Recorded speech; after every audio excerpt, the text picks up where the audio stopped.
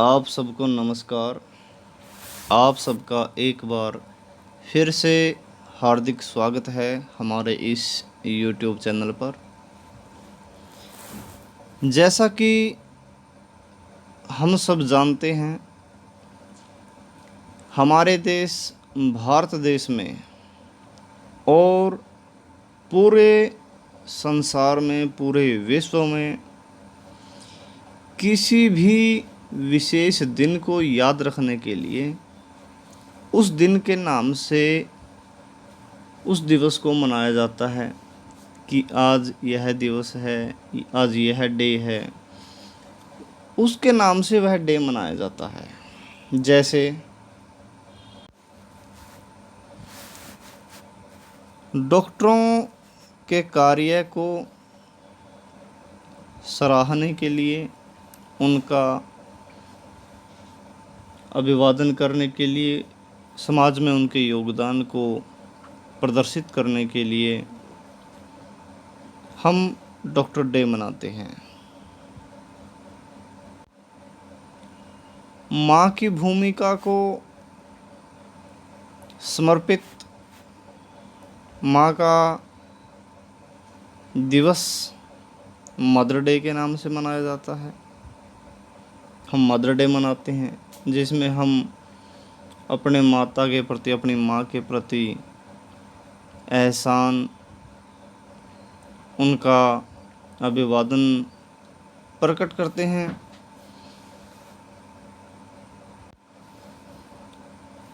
पिता के प्रति समर्पित होता है हमारा फादर डे। फादर डे हम मनाते हैं। और तो और माता पिता की तो छोड़िए, हम तो फ्रेंडशिप डे भी मनाते हैं। तो इस प्रकार से अनेक डे, अनेक दिवस भारत में ही नहीं बल्कि पूरे विश्व में मनाए जाते हैं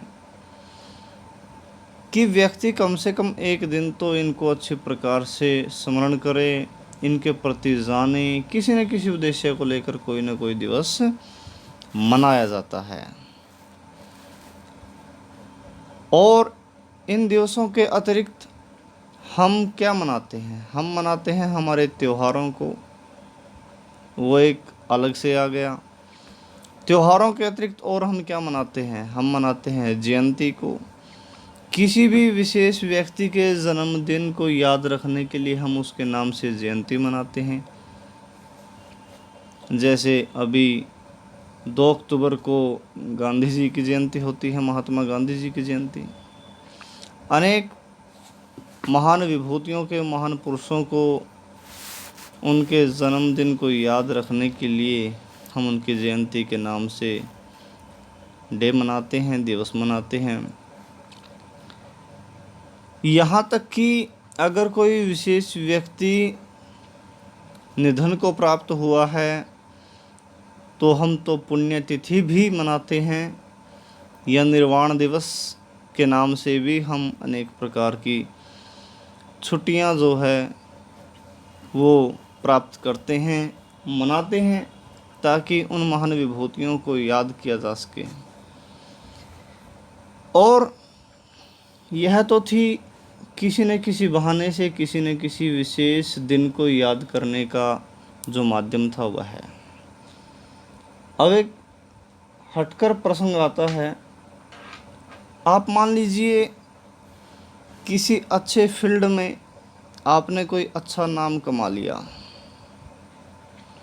और आपसे जनता इतनी खुश है कि वो आपका जन्मदिन मनाना चाहती है। मान लीजिए नेशनल लेवल पर आप फेमस हो गए और नेशनल लेवल पर भारत की जो जनता है वो आपके जन्मदिन की छुट्टी घोषित करना चाहते हैं, तो आप क्या करेंगे? मन में कल्पना करके देखिए, मन में सोच कर देखिए। आज इंसान की फितरत ऐसी हो गई है, अगर इंसान प्रसिद्ध हो जाता है किसी अच्छे फील्ड में तो अपनी प्रसिद्धि को बढ़ाने के लिए कोई भी आज का इंसान कोई कसर नहीं छोड़ता। हर एक मार्ग अपनाता है कि और फेमस हूँ और प्रसिद्ध हो जाऊँ। अपने नाम को इतना फेमस करता है कि फेमस होने की भूख शांत नहीं हो रही। लेकिन हमारे ही देश भारत देश में एक ऐसी भी शख्सियत हुई है, जब भारत की जनता उनसे इतना प्यार करती थी, उनको इतना अपना आदर्श मानती थी कि उनका जन्मदिन मनाने के लिए उनकी जयंती के नाम से छुट्टी घोषित करने का आग्रह उनसे किया। भारत के सर्वोच्च पद पर प्रतिष्ठित वो व्यक्ति, जिसको भारत की जनता खुद कह रही है कि हम आपका जन्मदिन सरकारी संस्थाओं में, गैर सरकारी संस्थाओं में आपकी जयंती के नाम से हम आपका जन्मदिन मनाना चाहते हैं, ताकि आगे आपकी जयंती के बहाने से आपको याद किया जा सके, आपका जन्मदिन मनाया जा सके।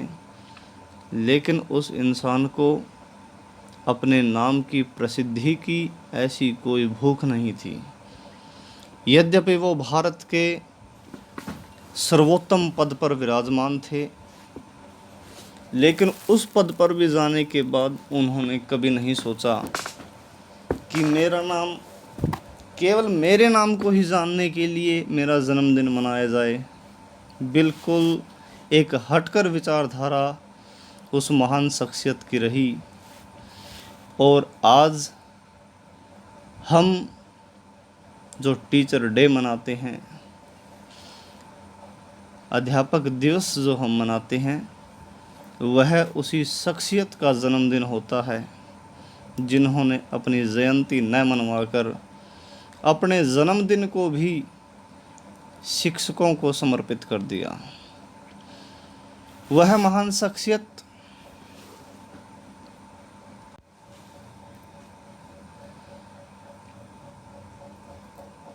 आप इस चित्र में अंदाज़ा लगाकर देखिए, आखिर यह शख्सियत कौन होगी, कौन होगा यह महान व्यक्ति। हमारे इतिहास की पुस्तकों में से लिया गया यह चित्र है। आजकल के काफ़ी छात्र चित्रों के माध्यम से व्यक्तित्व को नहीं पहचान पाते, लेकिन सभी छात्रों को ही नहीं बल्कि सभी व्यक्तियों को चित्र के माध्यम से भी व्यक्ति की पहचान होनी चाहिए। यह चित्र कौन से व्यक्ति का है जिनके नाम से आज हम टीचर डे मनाते हैं। अब टीचर डे कहने के बाद कुछ व्यक्ति अंदाज़ा लगा सकते हैं कि हाँ, यह उस नाम का व्यक्ति है।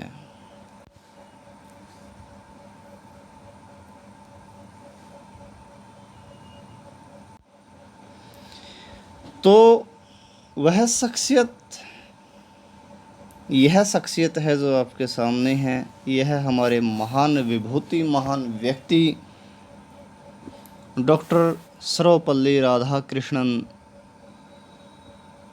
जिनके जन्म दिवस 5 सितंबर को शिक्षक दिवस के रूप में आज हम मनाते हैं। और इसके पीछे, शिक्षक दिवस को मनाने के पीछे दूसरा जो सबसे बड़ा कारण रहा, इन्होंने अपनी जयंती न मनवाकर, अपनी जन्म दिवस की जयंती की छुट्टी घोषित न करवाकर अपने जन्म दिवस को टीचर डे का नाम इन्होंने दिया। उसके पीछे क्या कारण रहा होगा? यह व्यक्ति खुद एक टीचर थे। यह टीचर से राजनीति में आए और पहले भारत के उपराष्ट्रपति रहने के बाद दूसरे भारत के राष्ट्रपति भी रहे। लेकिन इन्होंने सिर्फ इतना ही माना कि आज मैं जो कुछ भी हूँ, यद्यपि मैं भी टीचर हूँ, लेकिन मैं अगर टीचर बना हूँ तो मैं भी टीचर के कारण ही टीचर बना हूँ। मैं भी किसी ने पढ़ाया हूँ तब जाके मैं टीचर बना हूँ। यानी कि शिक्षकों के प्रति इतना सम्मान कि राष्ट्रपति जैसे सर्वोच्च पद पर पहुंचकर भी इन्होंने अपने से बढ़कर टीचर को माना कि नहीं, यद्यपि मैं राष्ट्रपति ज़रूर हूँ, लेकिन मैं टीचर से बड़ा नहीं। खुद भी टीचर थे, तभी इस बात को समझते थे कि इंसान चाहे कितने भी बड़े पद पर पहुंच जाए, कितनी भी ऊंचाइयों को इंसान छू ले, लेकिन जिनसे उसने शिक्षा ग्रहण की है वह किसी भी मायने में अपने गुरुजनों से, अपने टीचर से बड़ा नहीं हो सकता। अगर व्यक्ति ऊंचाइयों को छूने के बाद, ऊंचाइयों को प्राप्त करने के बाद यदि यह मन में गलत धारणा बना लेता है कि आज मेरे बराबर कोई नहीं है, तो संभवतः यह उसका सिर्फ और सिर्फ अहंकार ही होगा, और अहंकार के अलावा उसको कोई दूसरा नाम नहीं दिया जा सकता ऐसे विचारों को। जब राष्ट्रपति जैसे सर्वोच्च पद पर पहुंचकर भी डॉक्टर सर्वपल्ली राधाकृष्णन अपने जन्म दिवस को भी शिक्षकों को समर्पित कर देते हैं कि मेरा जन्म तो मेरे ज्ञान से हुआ है, मैंने ज्ञान प्राप्त किया तब जाके मैं वास्तव में पैदा हुआ हूँ। माता पिता हमारे शरीर को पैदा करते हैं, हमारा शरीर पैदा होता है, लेकिन उस शरीर में ज्ञान का जो संचार करता है वो अध्यापक करता है। और उन्होंने कहा कि मेरा जन्म वास्तव में मेरे शिक्षकों के ज्ञान की देन है, जिन शिक्षकों ने मुझे इतना ज्ञान दिया कि मैं इस पद पर पहुंच सका। तो शिक्षक रहते हुए शिक्षकों के प्रति ही अपने जन्म तिथि को भी समर्पित कर दिया कि मेरा अगर जन्मदिन आपको वास्तव में मनाना है तो मेरे नाम से कोई जयंती की छुट्टी घोषित करने की कोई ज़रूरत नहीं है। इससे अच्छा मुझे कोई बिल्कुल भी पसंद नहीं है कि मेरे जन्मदिन को मनाया जाए, लेकिन फिर भी बार बार अनुरोध करने पर कि नहीं, हम आपका स्मरण करना चाहते हैं, किसी बहाने से आपको याद रखना चाहते हैं, आप हमारे आदर्श हो, आपसे नई पीढ़ी सीखेंगी, तो बार बार अनुरोध करने पर तब उन्होंने कहा कि अगर आपको मनाना ही है तो मेरे जन्म दिवस को शिक्षक दिवस के रूप में मनाइए। तब से लेकर 5 सितंबर को प्रतिवर्ष शिक्षक दिवस के रूप में मनाया जाता है।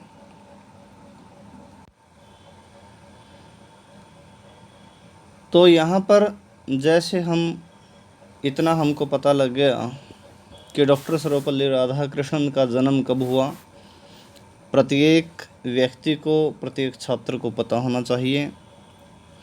5 सितंबर 1888 को डॉक्टर सर्वपल्ली राधाकृष्णन जी का जन्म हुआ, और यह हमारे भारत के पहले उपराष्ट्रपति थे, जो कि 1952 से लेकर 1962 तक रहे उपराष्ट्रपति। उसके बाद फिर ये दूसरे राष्ट्रपति बन गए, और 1954 में इनको भारत का सबसे बड़ा पुरस्कार प्राप्त हुआ। अब आप बताइए, भारत का सबसे बड़ा पुरस्कार कौन सा होता है? तो 1954 में भारत सरकार ने हमारे भारत देश का सर्वोच्च पुरस्कार इन्हें प्रदान किया, जो कि भारत रत्न के नाम से जाना जाता है। भारत रत्न 1954 में इनको प्राप्त हुआ। डॉक्टर सर्वपल्ली राधाकृष्णन जी का जन्म उस समय के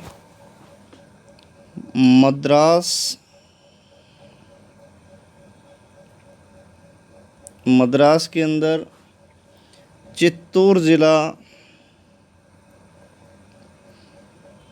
मद्रास राज्य के चित्तूर ज़िले में तिरुतन्नी गांव में हुआ। कौन से गांव में हुआ? तिरुतन्नी गांव में हुआ था।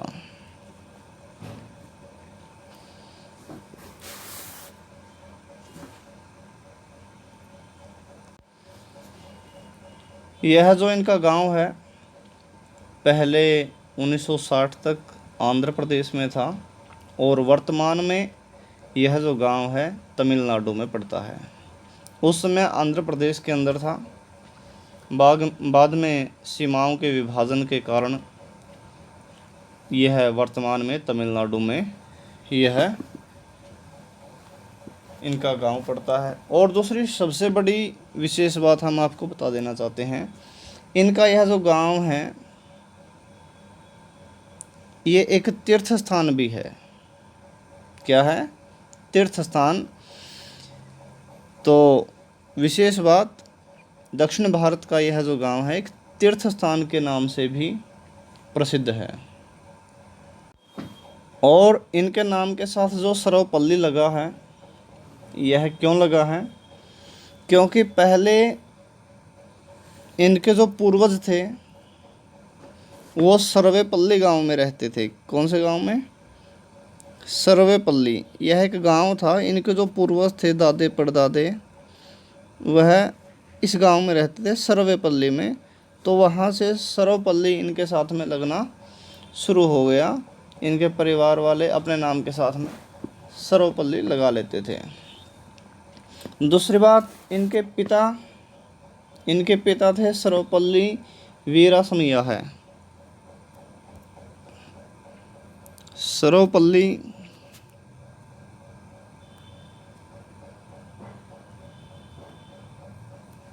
वीरासमैया है। वीरासमैया है, यह इनके पिताजी थे। और माता का नाम था सीताम्मा। सीताम्मा यह इनकी माता का नाम था। इनके पिताजी राजस्व विभाग में काम करते थे। बहुत बड़ा परिवार था। और वीरासमैया है जो थे, यह इनके 5 पुत्र थे और 1 पुत्री थी। इनकी 6 संतानें थी, जिसमें 5 पुत्र और 1 पुत्री थी। और जो हमारे राधा कृष्णन जी हैं, इन संतानों में दूसरे नंबर की संतान थे ये, यानी कि इनसे ऊपर एक बड़े भाई भी थे। दूसरे नंबर पर डॉक्टर सर्वपल्ली राधा कृष्णन जी थे। राधा कृष्णन जी 5 भाई थे और 1 इनकी बहन थी। तो कुल मिलाकर ये 6 भाई बहन थे, जिसमें दूसरा स्थान था डॉक्टर सर्वपल्ली राधाकृष्णन जी का। काफ़ी बड़ा परिवार था, निर्धन परिवार था, बहुत ही ज़्यादा निर्धन परिवार। और निर्धनता के कारण इनको बचपन में वह सुख नहीं मिल पाया जो एक संपन्न परिवार के बच्चों को मिलता है।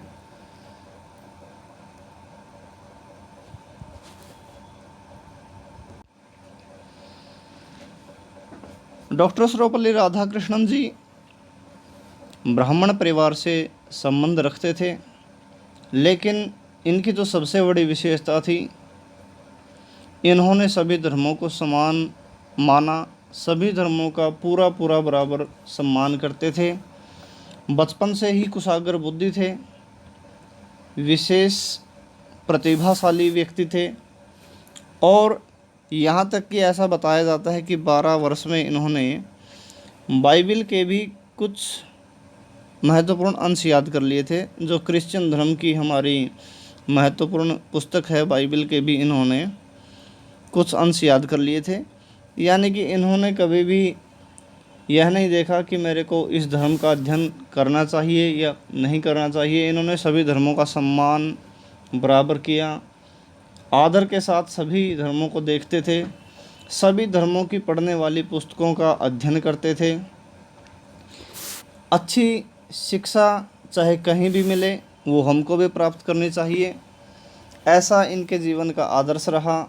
इन्होंने खुद इस अपने अध्ययन से, अपने प्रतिभा से आने वाली पीढ़ियों को संदेश दिया कि अच्छी शिक्षा कहीं भी मिले वहीं से ग्रहण करो।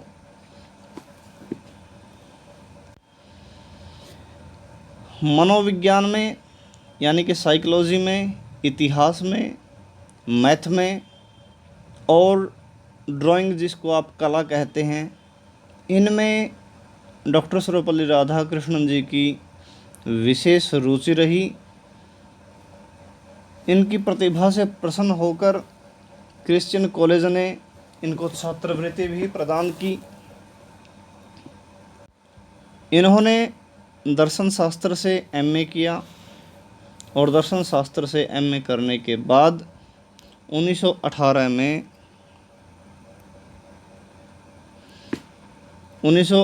में मैसूर में दर्शन शास्त्र के सहायक प्राध्यापक नियुक्त हुए। मैसूर में दर्शन शास्त्र के सहायक प्राध्यापक नियुक्त हुए। इन्होंने इतने लेख लिखे, ऐसे भाषण दिए कि संपूर्ण भारतीयों को भारतीय दर्शन का ज्ञान करवाया कि भारतीय दर्शन क्या कहता है, सबका सम्मान करना, सबके साथ मिलजुल कर रहना। जो भी दर्शन शास्त्र का निचोड़ था, इन्होंने अपने लेख के माध्यम से, लेखों के माध्यम से और भाषणों के माध्यम से संपूर्ण विश्व तक उनकी प्रसिद्धि हुई कि वास्तव में भारत का नेतृत्व करने वाला कोई विशेष व्यक्ति है जो दर्शन से संबंध रखता है, दर्शन का ज्ञान रखता है, सबको साथ लेकर चलने वाला व्यक्ति, सबका सम्मान करने वाला, सबसे सम्मान पाने वाला। क्योंकि जो व्यक्ति सबका सम्मान करेगा तो कहीं न कहीं उसको भी सभी से सम्मान मिलेगा। ऐसा मानते हैं कि सब कुछ हमारे व्यवहार पर निर्भर होता है। हम जैसा दूसरों के साथ करेंगे वैसा ही हमारे साथ होगा। तो इन्होंने सबका सम्मान किया और सबसे सम्मान पाया, क्योंकि इन्होंने अपने आप अपने जन्मदिवस की छुट्टी घोषित नहीं करवाई और ना ही अपने जयंती को इन्होंने मनाया। जन्मदिवस को जयंती के रूप में इन्होंने मनाने भी नहीं दिया। जब भारत की जनता ने बार बार आग्रह किया तब जाकर एक शिक्षक दिवस के रूप में हमको इनका जन्मदिवस मनाने का सौभाग्य प्राप्त हुआ। और इनके जन्म के समय तक भारत में जो विवाह की जो हमारी आयु रही वह काफ़ी कम रहती थी और बहुत ही कम उम्र में बच्चों की शादी हो जाती थी। तो 8 मई 1903 को 8 मई 1903 को मात्र 14 वर्ष की आयु में, उस समय केवल इनकी उम्र 14 वर्ष थी, 14 वर्ष की आयु में ही इनका विवाह हो गया और इनकी पत्नी का नाम था शिवा कामू।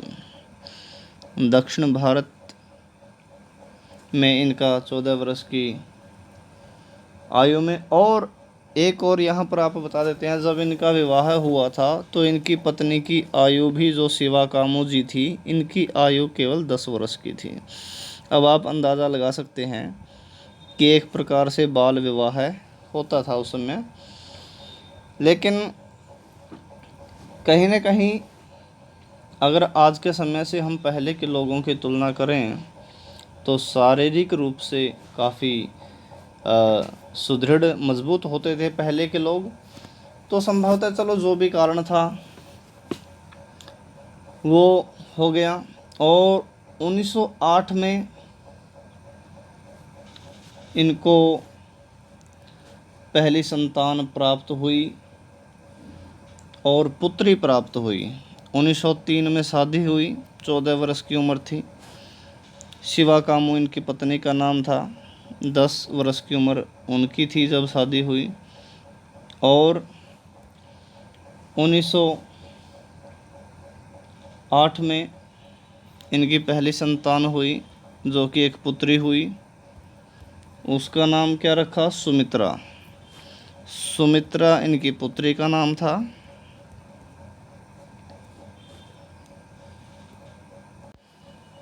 इनके साथ एक अजीब सा व्यवहार हुआ इनकी पढ़ाई के दौरान। जब ये किसी धर्म की किताब को उठा के पढ़ लेते थे, तब दूसरे धर्म के लोग इनके प्रति थोड़ा सा गलत दृष्टि से सोचते थे कि ये तो केवल उसी धर्म की किताबें पढ़ता है। लेकिन जब धीरे धीरे इन्होंने सभी धर्मों की किताबों का अध्ययन किया, तो बाद में जाकर लोगों को समझ में आया कि शायद हमारी सोच गलत थी। इनका काम केवल अध्ययन करना है। ये सभी को सम्मान देते हैं, सभी शास्त्रों को, सभी धार्मिक किताबों को, चाहे वो किसी भी धर्म की किताब हो, सबका अध्ययन करना, सबसे अच्छी शिक्षा ग्रहण करना ही इनके जीवन का उद्देश्य रहा। तो बाद में लोगों को इनकी बात समझ में आई कि नहीं, हम इनके प्रति गलत सोचते हैं, ये सभी धर्मों का सम्मान व्यवहार करते हैं, तो हमको भी निश्चित रूप से इनका सम्मान करना चाहिए। राधा कृष्णन जी ने अध्यात्म विद्या को सबसे अच्छा माना। अध्यात्म विद्या में काफ़ी रुचि थी, अध्यात्म से जुड़े हुए व्यक्तित्व थे। और जब संसद का सत्र होता था, संसद के सत्र में भी ऐसा हमको पढ़ने को मिलता है कि सिर्फ ये एक ही बात कहते थे संसद में भी, कि हमारी बातों को सिर्फ आप ध्यान से सुनिए, भले ही ताली मत बजाओ। यानी कि तालियों की गड़गड़ाहट की हमको कोई ज़रूरत नहीं है। हमको एक दूसरे के विचारों को शांत मन से, स्वस्थ मस्तिष्क के साथ सुनना चाहिए। तो कहीं ना कहीं राजनीति में भी इन्होंने एक अच्छा संदेश सबको दिया कि जो सदन में आजकल हम देखते हैं, पार्टियां, जो हमारी राजनीतिक पार्टियां होती है, वो काफ़ी ऊंचा ऊंचा बोल लेते हैं, हम टीवी पर देखते हैं, और जनता को कई बार बातें समझ में ही नहीं आ पाती कि आखिर कौन क्या बोल रहा है। इतना ऊंचे ऊंचे सदन में ज़ोर ज़ोर से आवाज़ें नेता लोगों की सुनती हैं। लेकिन इन्होंने राजनीति के लिए एक स्वच्छ संदेश दिया कि तालियों की गड़गड़ाहट से तो अच्छा है कि हम सभी एक दूसरे की बातों को ध्यान से और स्वस्थ मस्तिष्क के साथ सुने, स्वस्थ मन के साथ सुने, साफ बुद्धि के साथ, स्वच्छ विचारों के साथ राजनीति में हम आगे बढ़ें। ऐसा भी इन्होंने संदेश दिया। इन्होंने एक विशेष भाषण दिया ब्रिटेन के अंदर, और ब्रिटेन के अंदर उन्होंने कहा कि संपूर्ण विश्व की मानव जाति का अगर उद्धार करना है, अगर सारे संसार के व्यक्तियों का अगर आप उद्धार करना चाहते हैं, तो सारे मानव को एक बनना होगा। यानी कि हमें हर तरह के भेदभाव को, एक दूसरे के प्रति नफ़रत को भूलना होगा। हमको एक साथ मिलकर, सबके साथ मिलकर आगे बढ़ना होगा, तभी जाके इस सारे संसार की मानव जाति का उद्धार हो सकता है। ऐसा इन्होंने ब्रिटेन के एडिनबरा विश्वविद्यालय में भाषण दिया था। ब्रिटेन के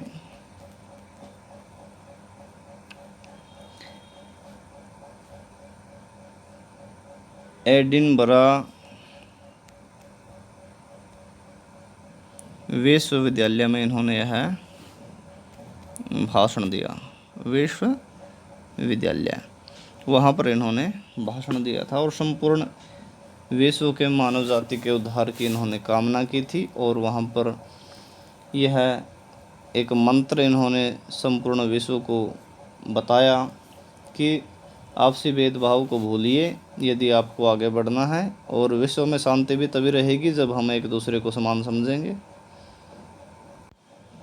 इन्होंने मनोविज्ञान के ऊपर एक पुस्तक लिखी, उनका नाम था मनोविज्ञान के आवश्यक तत्व। मनोविज्ञान के आवश्यक तत्व, यह पुस्तक हमारे डॉक्टर सर्वपल्ली राधाकृष्णन जी ने लिखी। मनोविज्ञान के ऊपर लिखी। मनोविज्ञान के ऊपर इन्होंने अपने विचार इस पुस्तक में रखे। विदेशों के अनेक विश्वविद्यालय इनको स्पेशल लेक्चर देने के लिए बुलाते थे, क्योंकि अपनी प्रतिभा से, अपने ज्ञान से पूरे विश्व के अंदर इन्होंने प्रसिद्धि को प्राप्त किया। और बाहर के जो पश्चिमी देशों के जो विश्वविद्यालय है, यूनिवर्सिटीज़ हैं, उन्होंने भी अनेक बार इनको अपने विश्वविद्यालयों में व्याख्यान देने का अवसर प्रदान किया। और यहाँ पर क्या क्या रहे, 1931 से 1936 तक ये आंध्र प्रदेश के विश्वविद्यालय के वीसी रहे। वीसी बोले तो वाइस चांसलर होता है, वाइस चांसलर कहते हैं। ऑक्सफोर्ड विश्वविद्यालय में 1936 से 1952 तक रहे। 1936 से 1952 तक प्राध्यापक रहे वहाँ पर। अब देखिए, पहले वीसी रहे, उसके बाद प्राध्यापक रहे। अब आप सोच सकते हैं वीसी का पद बड़ा होता है कि प्राध्यापक का? तो किसका बड़ा होता है पद? तो प्राध्यापक का छोटा होता है, वीसी का बड़ा होता है। वाइस चांसलर से फिर ये प्राध्यापक पर आ गए। यानी कि अध्ययन से जुड़े रहना ही इन्होंने उचित समझा। 1937 से 1941 तक जॉर्ज पंचम कलकत्ता का कॉलेज है, वहाँ पर रहे। 1939 से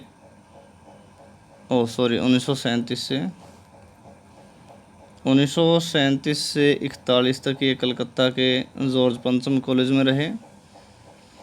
और 1939 से 1948 तक ये काशी हिंदू विश्वविद्यालय के चांसलर रहे। और 1953 से 1962 तक ये दिल्ली विश्वविद्यालय, जो हमारा दिल्ली यूनिवर्सिटी है, इसके भी चांसलर रहे हैं। ठीक है। इसके बाद 1946 में जो यूनेस्को है, वहाँ पर भारतीय प्रतिनिधि के रूप में ये गए थे। और सबसे इम्पोर्टेंट बात हम आपको बता देना चाहते हैं, हमारा जो भारतीय संविधान है, उसके लिए भी एक कमेटी बनी थी जिसको संविधान निर्मात्री सभा कहा जाता था। संविधान बनाने वाली जो सभा थी, तो उसमें भी, संविधान बनाने वाली सभा में भी ये 1947 से 1949 तक का 2 साल का समय इन्होंने उस सभा में भी दिया। यानी कि भारतीय संविधान में कैसे क्या क्या होना चाहिए, वो वहाँ पर इन्होंने सलाह दी, अपने विचारों को वहाँ भी इन्होंने बताया।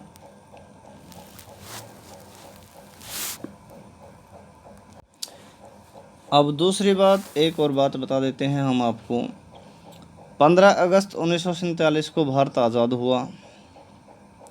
तो भारत आज़ाद होने से पहले जो हमारे प्रधानमंत्री भारत के रहे, प्रथम प्रधानमंत्री पंडित जवाहरलाल नेहरू, तो उन्होंने अपने भाषण से पहले, क्योंकि उनका भाषण 15 अगस्त को होना था, तो उन्होंने 15 अगस्त से पहले 14 अगस्त को इनसे भाषण करवाया कि पहले, मेरे से पहले आप भाषण दीजिए।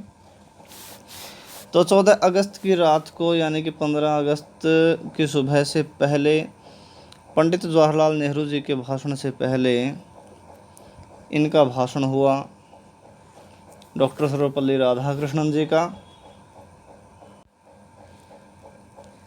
इनके बारे में ऐसा सुना जाता है कि जब ये पढ़ाते थे कक्षा में,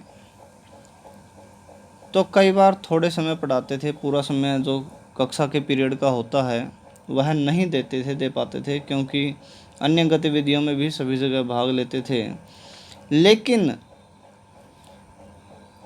थोड़ा पढ़ाने के बावजूद भी इनके छात्र इनसे एक अटूट प्रेम करते थे, एक आदरणीय शिक्षक इनको मानते थे, क्योंकि पढ़ाने की जो कला थी एक अद्वितीय कला, जो अद्भुत जिसको आप मान सकते हैं, ऐसी कला थी। चाहे थोड़े समय भी पढ़ाई, लेकिन बच्चे वह भूल नहीं पाते थे। 1952 में उपराष्ट्रपति बने हैं।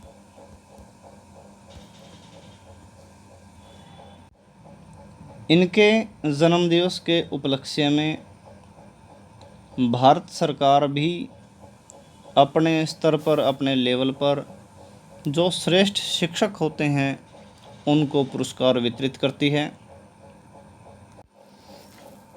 अगर आज के समय में देखा जाए तो शिक्षकों का सम्मान संभवतः शायद उतना नहीं रहा जितना कि होना चाहिए।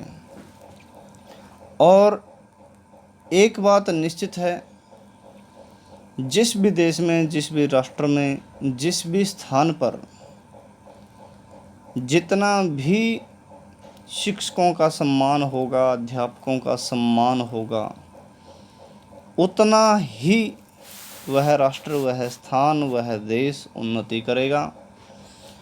क्योंकि जितने भी समस्त पद हैं, चाहे वो किसी भी प्रकार का रोजगार हो, कुछ भी हो, तो हर एक व्यक्ति कोई भी रोजगार कार्य करने से पहले पढ़कर स्कूल से निकलता है, तो वहाँ पर टीचर का मुख्य रोल होता है।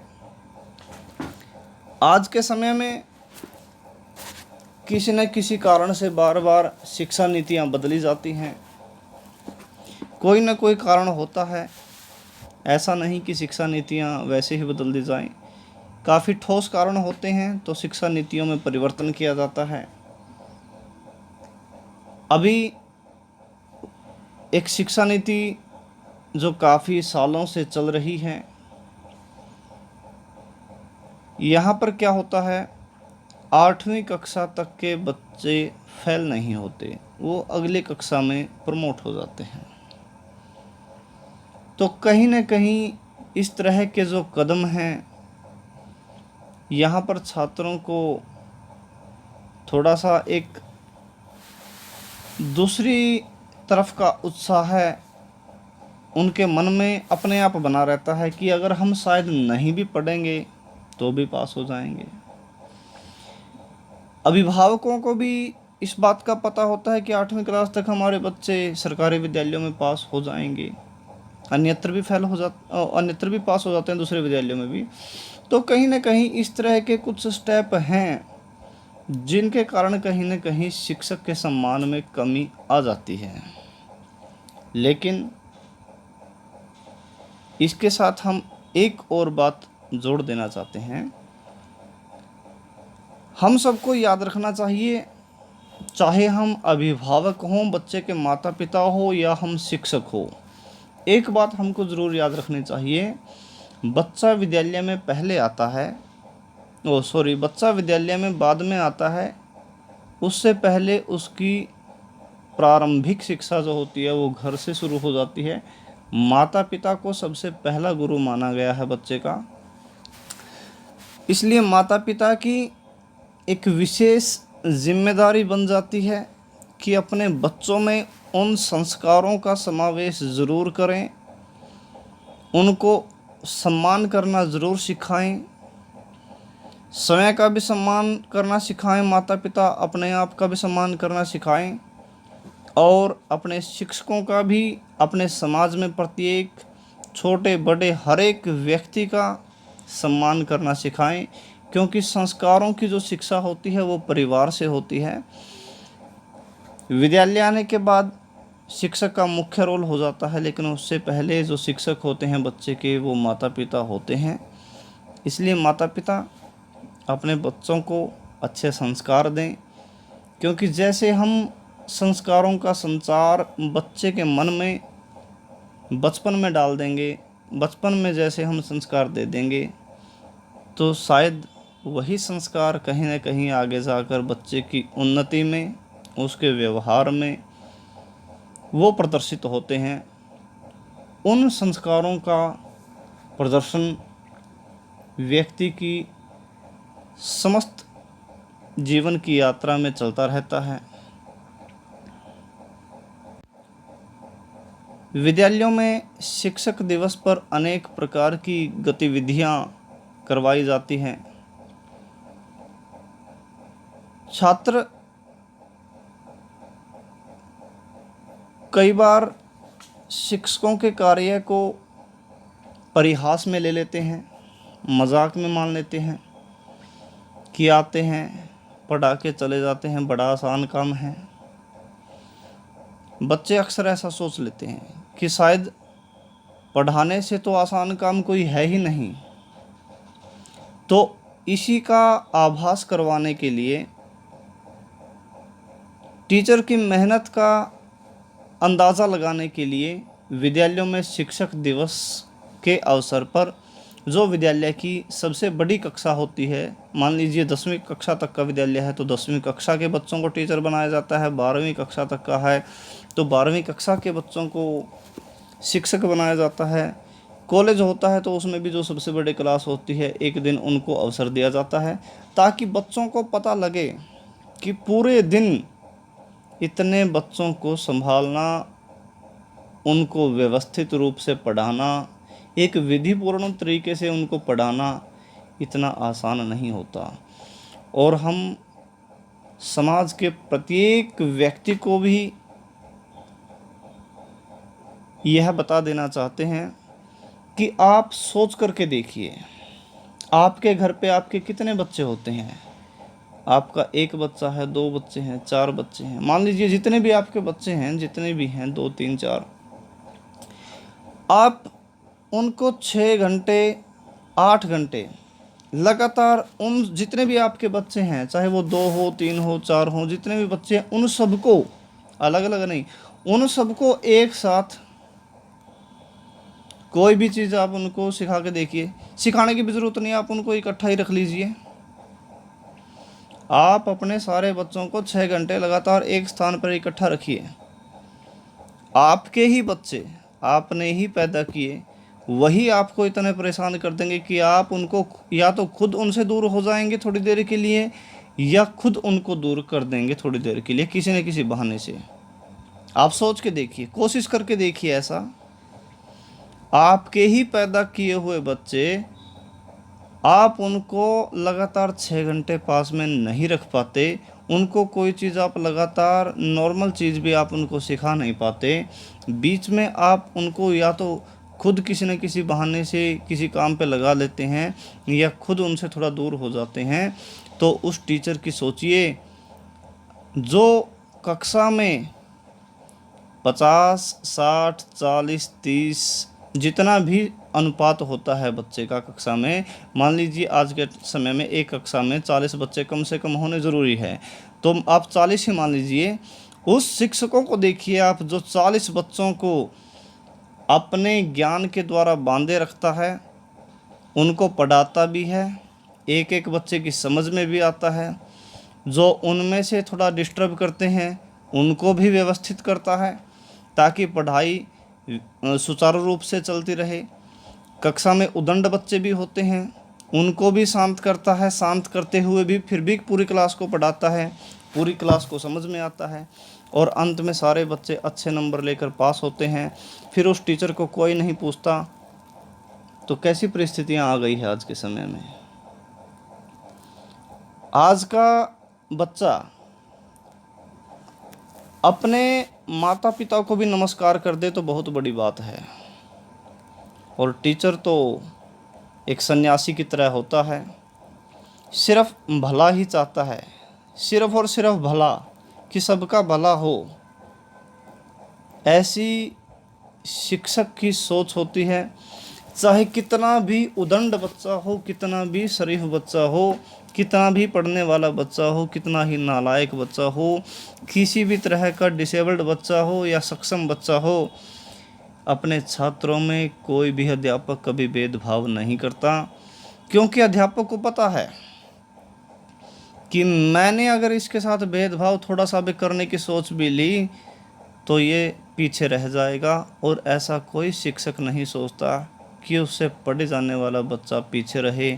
वो हर एक बच्चे को सोचता है कि मेरा बच्चा, मेरे से पढ़ा हुआ बच्चा ज़िंदगी में नई नई ऊंचाइयों को प्राप्त करे, अच्छे मार्ग पर चलें, अपने घर वालों का, अपने विद्यालय का, अपने समाज का, अपने क्षेत्र का नाम रोशन करें। शिक्षक की तुलना कोई नहीं कर सकता। यहाँ तक कि अनेक प्रकार के हिस्ट्री में, इतिहास में हमारे ऐसे उदाहरण देखने को मिलते हैं जिन्होंने शिक्षक की कदर अपने से भी बढ़कर की और उन्होंने ज़िंदगी का वो मकसद हासिल किया जिनके बारे में साधारण लोग सपने भी नहीं देख पाते। आज सिकंदर का नाम सबने सुना है, सिकंदर को महान कहते हैं, सिकंदर महान है, सिकंदर महान है। यद्यपि वो लड़ाइयाँ कर कर के विश्व विजेता बनना चाहता था। लगभग पूरे विश्व पर उन्होंने कब्जा करने की कोशिश की, लेकिन इस बात को किसी ने नहीं जानना चाहा कि सिकंदर महान क्यों बना। आज हम आपको बता देना चाहते हैं, सिकंदर अगर महान था, सिकंदर ने अगर अपनी ज़िंदगी में किसी की कदर की तो अपने गुरु की कदर की, अपने उस शिक्षक की कदर की जिसने उसको लड़ना सिखाया, जिसने उसको राजनीति करना सिखाया, जिसने मुसीबतों का सामना करना सिखाया, जिसने रास्ते में आने वाले रोड़ों को, मुसीबतों को हटाना वह तरीका उसको सिखाया।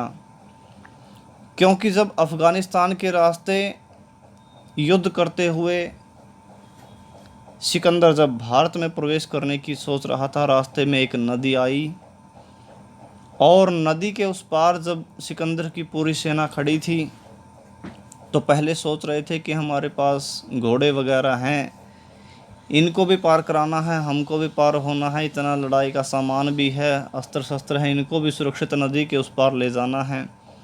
खड़े खड़े सोच रहे थे तो उनके शिक्षक ने कहा, जो उसका गुरु था, सिकंदर का जो गुरु था, उन्होंने कहा, सिकंदर चिंता मत कर, मैं पहले एक बार इस नदी में देख लेता हूँ, मैं पहले पता कर लेता हूँ ये गहरी कितनी है, उसके बाद फिर हम पूरी सेना को नदी पार करवाएंगे। लेकिन सिकंदर घोड़े से उतरकर अपने शिक्षक के चरणों में गिर गया। उन्होंने कहा, गुरुदेव, सिकंदर के होते आपको ये नदी की गहराई देखने की ज़रूरत नहीं है। अभी तक सिकंदर जिंदा है, अभी तक सिकंदर जीवित है, और सिकंदर के जीवित रहते उसका गुरु तकलीफ़ में आए या उसके लिए गुरु को तकलीफ़ हो पहले, तो ऐसा सिकंदर कभी सहन नहीं करेगा। आप यहीं रहिए और मैं पहले गहराई को देखता हूँ।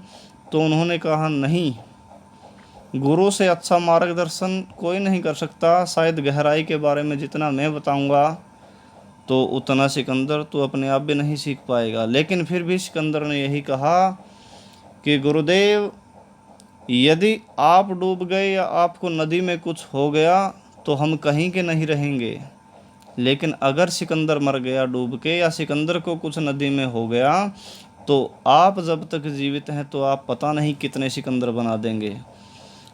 तो अंत में शिक्षक का सम्मान करते हुए शिक्षक को उन्होंने कुछ भी नहीं करने दिया, अपने आप ही वह कार्य किया।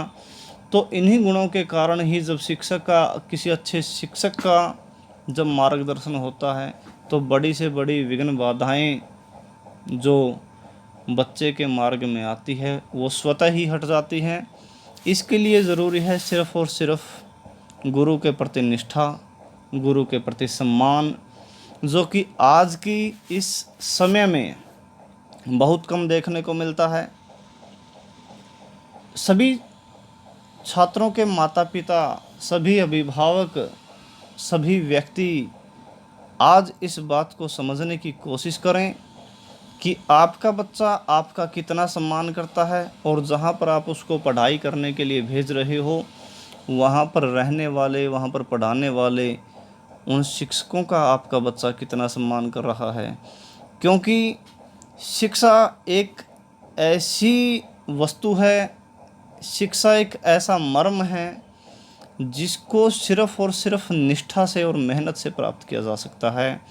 जब तक गुरु के प्रति, अध्यापकों के प्रति निष्ठा नहीं होगी, उनके प्रति मन में सम्मान नहीं होगा, और जब तक आपकी पढ़ाई में लगन नहीं होगी, तब तक शिक्षा पाने का सपना हमारा अधूरा होता है।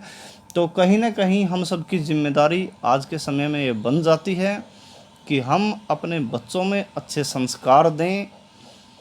यह 5 सितंबर का जो एक पर्व है, शिक्षक पर्व है, यह तो एक बहाना है। सिर्फ शिक्षकों के प्रति एक दिन ही हम सम्मान करने से बड़े नहीं बन जाएंगे, हम अच्छे विद्यार्थी नहीं बन पाएंगे। या हम अपने बच्चों को यह कह दें कि आज 5 सितंबर है बेटा, आज अपने टीचरों की बात मानना, अपने टीचरों का सम्मान करना, तो केवल एक दिन में यह शिक्षक पर्व सफल नहीं होगा।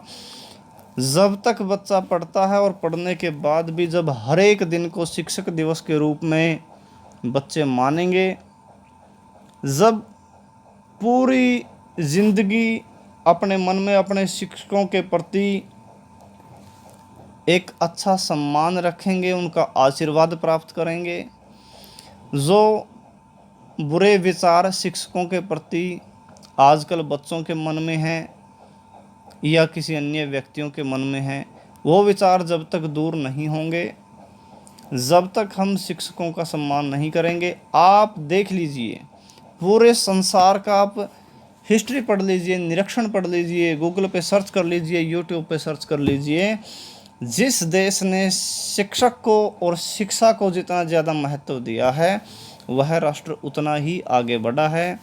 और जिस देश में शिक्षा का स्थान कमतर आंका गया है, कम माना गया है कि नहीं हम इतनी शिक्षा में काम चला लेंगे या शिक्षकों का इतना सम्मान करने से ही हमारा काम चल जाएगा, जहाँ पर भी उनको कमतर आंका जाता है तो वह देश उतना ही पीछे रह जाता है। इसके लिए हमको अपने आप को आगे बढ़ाने के लिए, अपने राष्ट्र को आगे बढ़ाने के लिए अगर कोई ज़रूरी है, सबसे ज़्यादा ज़रूरी है, तो वो सिर्फ शिक्षकों का सम्मान करना है। तो डॉक्टर सर्वपल्ली राधाकृष्णन जी की जो जीवनी है, जो आदर्श हैं, उनसे हम सभी को शिक्षा ग्रहण करनी चाहिए, उनसे मार्गदर्शन प्राप्त करना चाहिए। जब एक राष्ट्रपति जैसे पद पर पहुंचकर भी कोई व्यक्ति अपने शिक्षकों के प्रति अपने जन्म दिवस की तिथि को समर्पित कर सकता है, तो फिर हम है ही क्या। तो हमको भी अपने शिक्षकों के प्रति अच्छे भाव अपने मन में रखने चाहिए।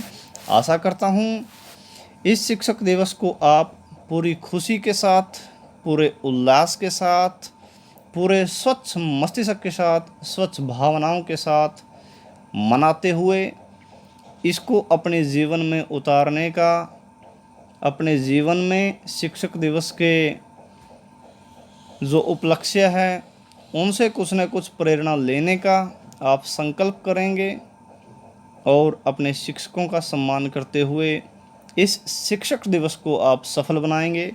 आज के लिए इतना ही।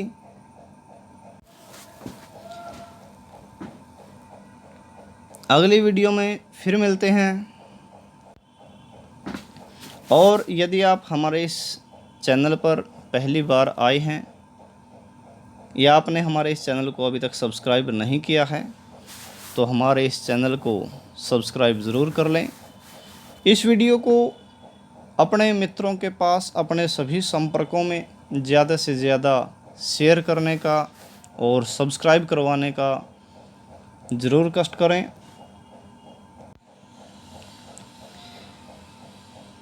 अगली वीडियो के नोटिफिकेशन को प्राप्त करने के लिए बेल आइकन का बटन ज़रूर दबाएं,